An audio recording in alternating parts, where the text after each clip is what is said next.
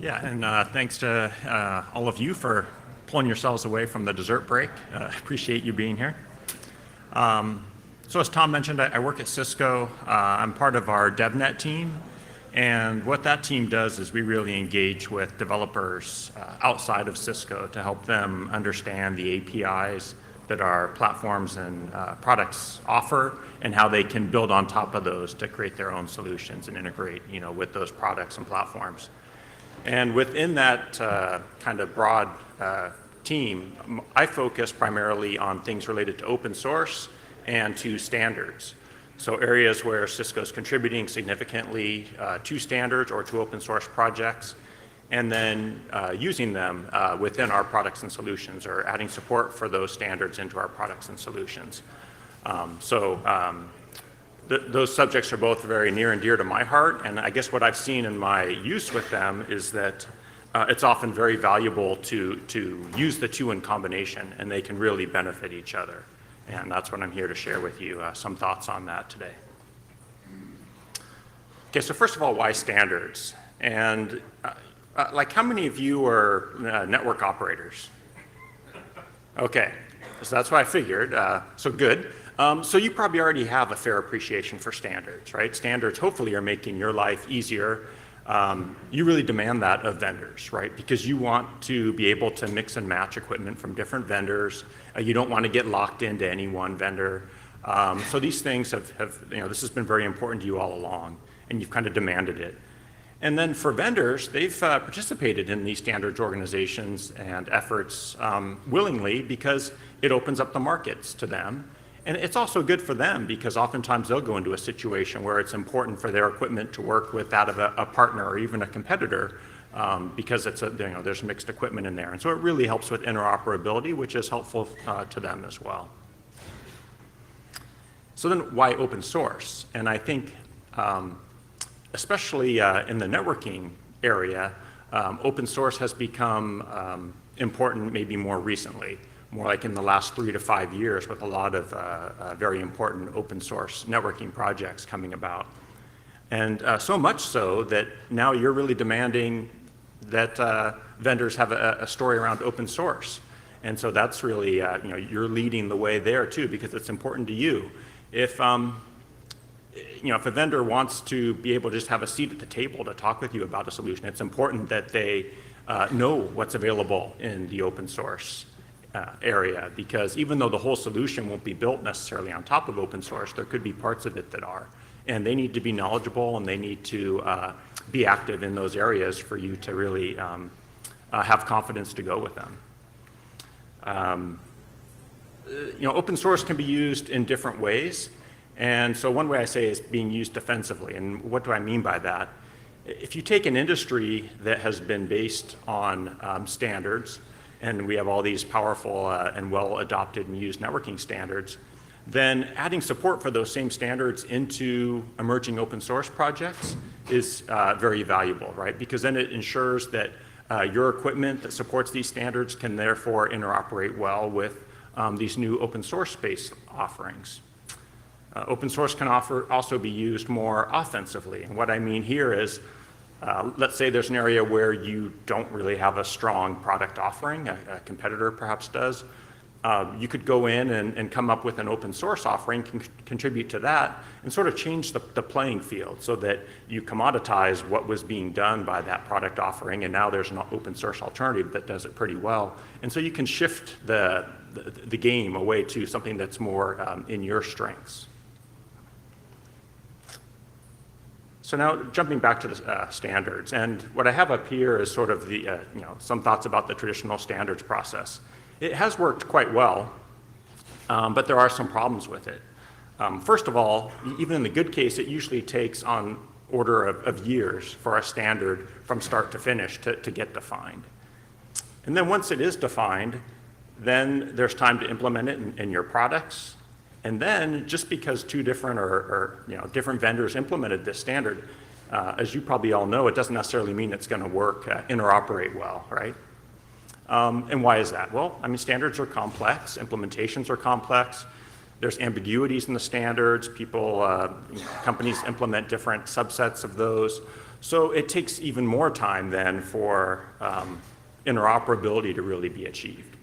And eventually it is achieved, and then life is good. So this is what we've been living with, and it works, but it does involve a lot of time. So now with open source, what we're seeing is rapid transformations are possible with open source.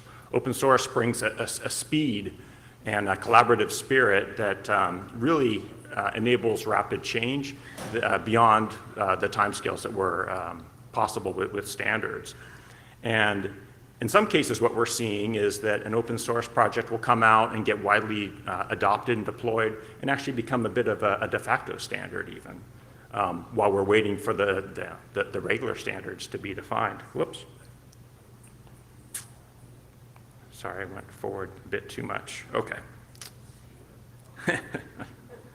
Okay, thank you. But there are some problems with open source too. For those of you who have delved into trying to use some of these open source projects and products, they're generally not as straightforward to start using. There is some assembly acquired. If there is documentation, you're lucky. And then oftentimes that documentation won't necessarily be up to date, and it's hard for you to figure that out. And there's good reason for this. It just makes sense. If you think about developers working on these open source projects, they'd much rather be creating new functionality, working on the code than writing documentation. So the documentation often does lag behind a bit. Also, even in the case where you have a product or an open source project that is very well documented, the problem is that no one open source project is going to provide a solution, the complete solution for you.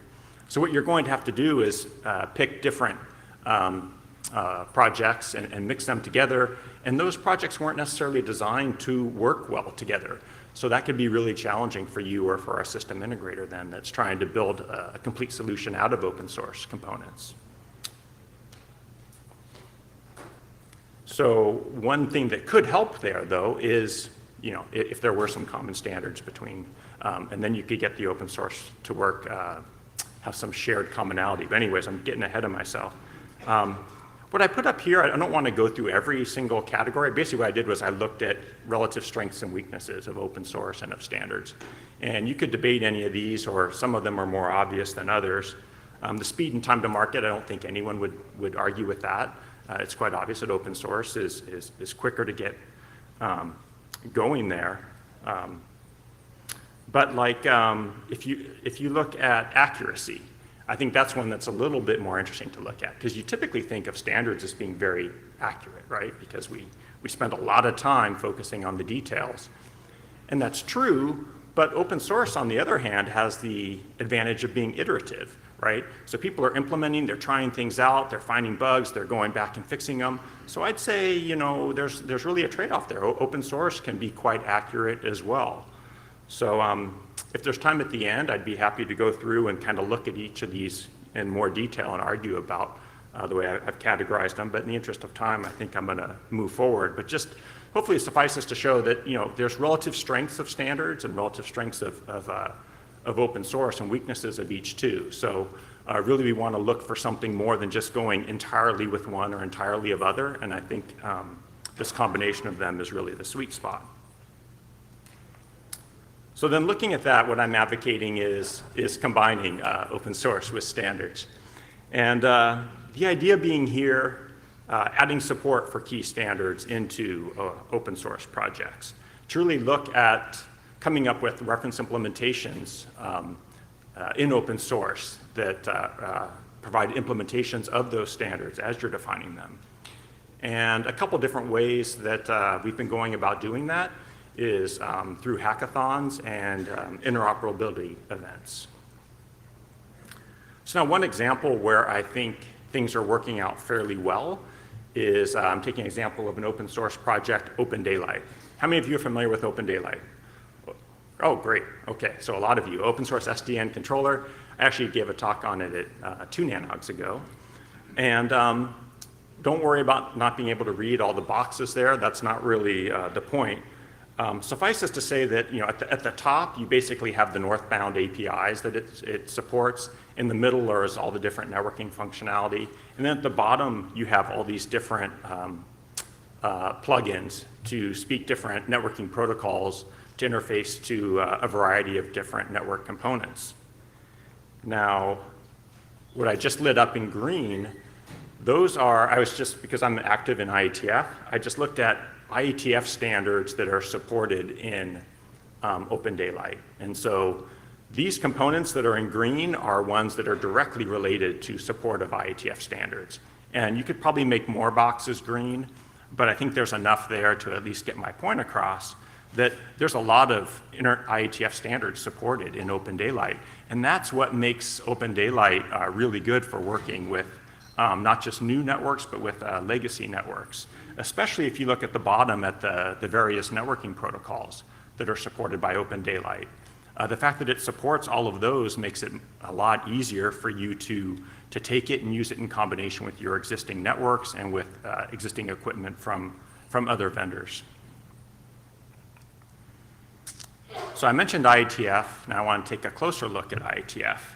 And I'm not even going to ask because I know you're all familiar with IETF. It's been around for over 30 years, really defining all the key internet protocols and also most of the networking protocols that we all rely on. I listed some of them there. The one thing I want to point out is the mantra of the IETF I have listed there. It says, we reject kings, presidents, and voting. We believe in rough consensus and running code. And even this tagline it gives you the idea, or it helps illustrate why this blending of open source with standards, that the IETF lends itself very well to that, because the IETF already has a lot of the characteristics, I would say, of an open source community, so it made introducing open source there a lot easier, as it was already kind of a part of the IETF DNA. The problem within the IETF is that when it first started, I would say there was a lot of emphasis on implementations and running code, but as the years went on, it kind of shifted away from that, and much more emphasis being spent almost entirely on this rough consensus part. And as a result of that, things were slowing down. The quality of some of the standards was getting worse because you weren't having implementations to back them up. The community was aging a bit because a lot of young people coming out of universities and developers, they didn't find, they found it hard or maybe not interesting to participate in IETF. So they were avoiding it. So it was the same people just arguing over standards year after year after year. Still getting things done, but things were slowing down. So the thought was, well, let's bring hackathons into IETF. Let's get people coding at IETF meetings. Let's get them implementing the standards as they're defining them, as the standards are evolving. Let's put things into code and let's flesh out problems early. Let's find ambiguities in specs. Let's feed that back in to what the working groups are doing to try to have the spec actually evolve more quickly. And then at the same time, be producing usable code. So if you are a developer, rather than having to go and read a spec, you could go and actually just take that code and start using it and improving it and integrating it into what you're doing. You're now creating something which is much more usable by the developer community. And you can get it out into people's hands much more quickly than just the RFC itself. Another important aspect was trying to attract new people, young people, developers into the IETF, get them involved, let them start contributing, because for them it's much more interesting and much more straightforward for them to work on code and to contribute that way than to follow the mailing list and read the spec and comment on that.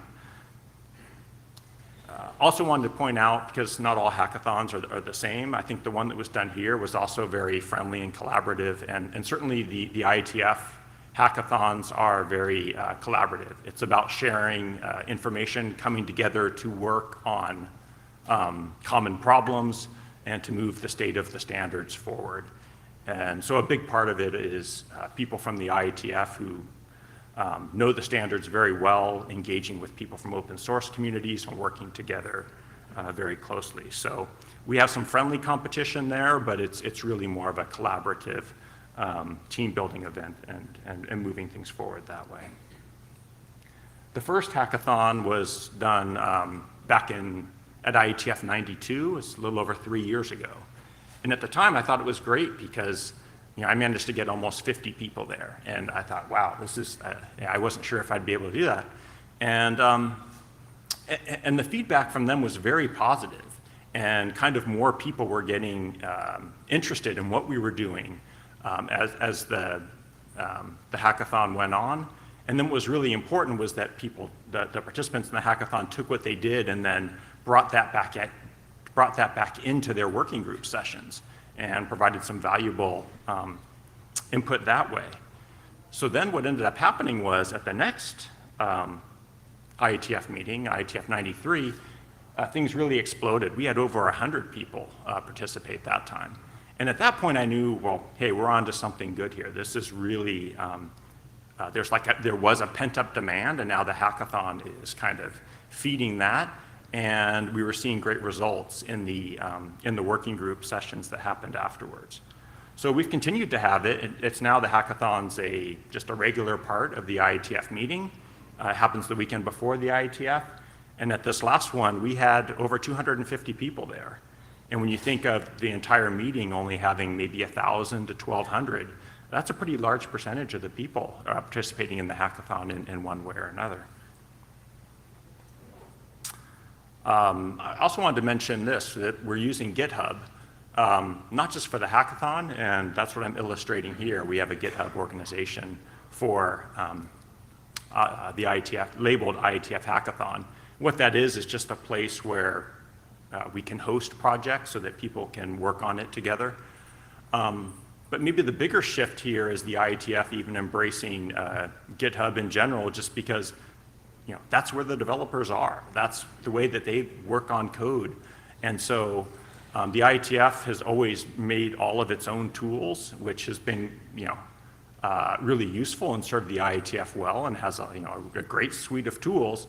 But in order to engage with the developers, you need to go where they are and use the tools that they use. So we're using GitHub not only for the hackathons, but it's even being used to some extent by working groups to work on internet drafts. Just because, again, for young people and developers, they tend to be more comfortable with GitHub. And so we're finding some good benefits out of that, and it's a continuing, I'd say, experiment within the IETF. Okay, now I want to illustrate this. This is an example of extending the reach, I would say, of the IETF work by using hackathons as a mechanism to engage with standards. There's a group within ISOC that has been trying to help get more engagement in Africa with IETF and with internet standards, and that's been difficult. One of the things we did, though, was we took this idea of the IETF hackathon and we brought it to India, and we did it as part of an African Internet Summit. And so then what we did was we let people in the local area engage with IETF, not just through specs and reading them and commenting, but actually, again, through code, which for these people was much more natural, and they were able to contribute effectively and then provide their comments as a result of what they learned, as trying to implement some of these specifications and use them. So that was tremendously valuable. Okay, now I wanted to shift to a different standards organization, MEF. So this one, maybe not as many of you are familiar with. Who's familiar with MEF? Oh, great, still a very large number. Used to be known as Metro Ethernet Forum, now just really known as MEF. Basically created a name for itself by defining the standards around carrier Ethernet and really establishing that carrier Ethernet market in the service provider space primarily, and how vendor equipment can, to certify what vendor equipment needs to do to provide carrier Ethernet services. Now, that was basically a done deal. So now MEF is looking to go up the stack and define network services more broadly and network service orchestration. And so a set of standards around that. And Fortunately, MEF is noticing that developers are very important here as well, and that open source code is very important to this effort. So what I'm showing here is on the left-hand side, that's what MEF was as of just a few years ago. Basically 2 committees, a services committee that define the standards, and a certification committee that basically certified whether or not you were implementing those standards. Now if you look at MEF, there's 2 other areas where MEF is, 2 other parts of MEF. One is defining APIs, the LSO API committee. And so MEF really realizing that code is important, that APIs are important. So not just defining requirements, but actually defining APIs too for how one service provider can interact with another. So east-west type of APIs, and then also north-south going up and down the stack, defining APIs at each of these interface reference points. Also, there's a committee focused on community, and this is where the open source components really come in, and trying to get more people implementing the standards and using the APIs and doing that in parallel with defining them. Again, so that it's not like a multi-year effort just to define the standards in this space.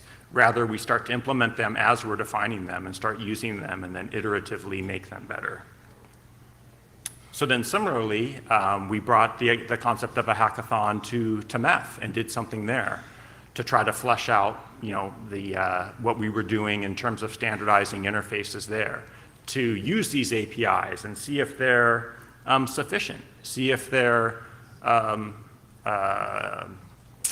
expressive enough, if we're able to actually interface it the way we need to be able to, see if they're complete, see if there's things that are missing, and if so, then add them in. So rather than wait until we have a completely kind of ratified API or spec, we're actually implementing it and feeding that back in. Another big part here was by shifting to code, that was a way to work collaboratively with the open source communities and with other SDOs. Now, one tricky thing that I wanted to point out here is that MEF is not as open as IETF, at least it wasn't. It's getting more open, but the way MEF operated just a couple years ago was you had to be a paying member in order to see any of the works in progress. All you could see were the specs once they were done. Now, obviously, that's going to make it very difficult to have something like a hackathon, right? If I don't even let you see the APIs or see the spec because they're not done yet, how are you going to start coding them? How are you going to start implementing them? So MEF has been really changing itself a lot and becoming much more open with its works in progress, and seeing a lot of benefit from that. So I think you're going to see more and more of that. Not only do you have the hackathons that are producing code related to the specs, but then MEF has even taken it one step further with having what they call MEFnet. And what that is just a cloud-based offering that we can use not only in the context of the hackathons, but imagine you have some code, you write a client, you write a server. Now we can have those things up and running and have kind of an interoperability environment that lasts not just during the hackathon, but it's perpetually up.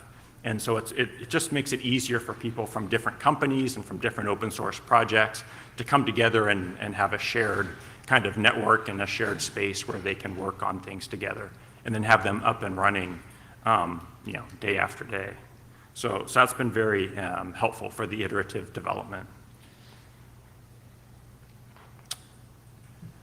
So really, my takeaway that I hope you get from this is that there's good reason to combine open source and standards. I don't think either one is perfect in and of itself. I don't think either one is evil either.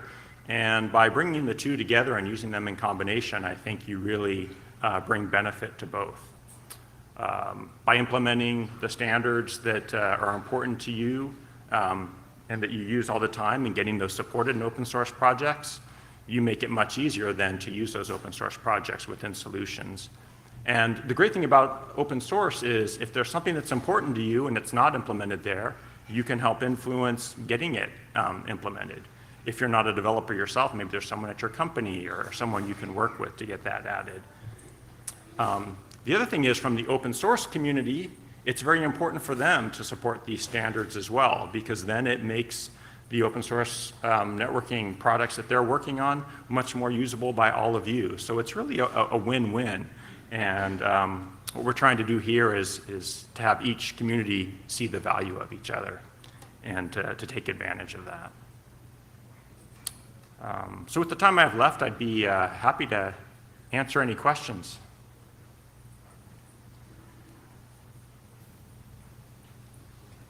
Doug Montgomery, NIST.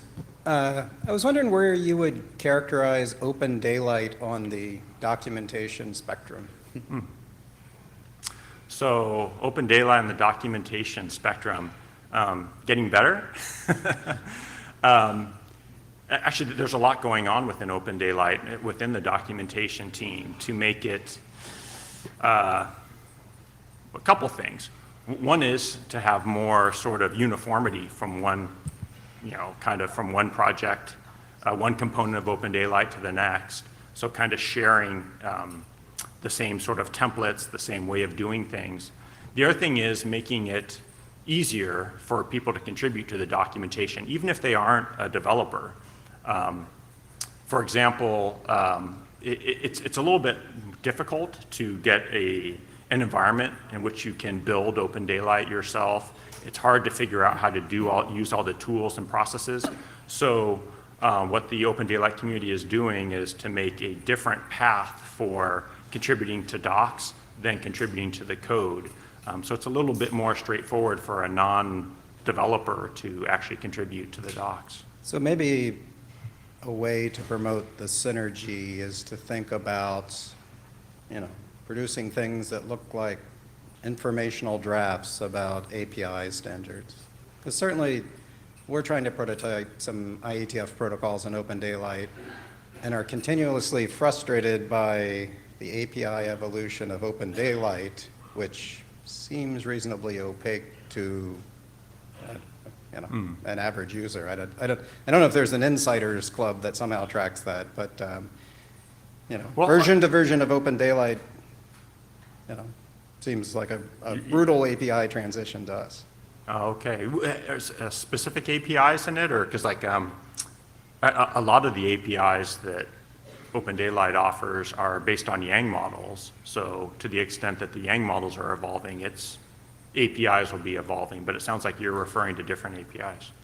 Well, thinking about this idea of having specific documentation, especially about APIs, that sort of checkpoints at major revisions in a document form, right? So it's not necessarily reading code, can sort of facilitate this, synergy between standards developers and the open source community. Yeah, okay. Yeah, so, the good news is it's getting better. It's not as bad as it used to be. Lee Howard, Rutevia. Hey, Charles. Hi. Can you go back to your comparison chart, the bar chart showing open source and open standard? Went through quite quickly. Because I was confused about the thumbs up and thumbs down and wondering if maybe they were reversed. Because it looked to me like you were saying that open source is fast and therefore that's bad, or am I misreading this? The time to market is long for open source and that's bad, or is it's better in open source? Oh, that's a good question. Good. I'm so glad that's a good question. Yeah. I think those things are swapped around. Okay. Yeah, they are. Thank you. Hey, someone looked at my slides. Hey. And there are lots it's a new slide. And I like it. I actually think it's a really interesting comparison. And actually, I'm very interested in Doug's point about documentation and how we can facilitate that. I'm not even I'd like to figure out how to, like maybe there's contributions that people who aren't writing the code necessarily, but are doing basic implementation can say, hey, or deployment, or even lab work could say, hey, here's what I did. And because there's lots of tutorials for lots of fun things on the internet, and maybe there's a place to check that in. Yeah, definitely. Thank you. Any other questions? Or am I out of time? 22 seconds. Okay, well, thank you very much. Thank you.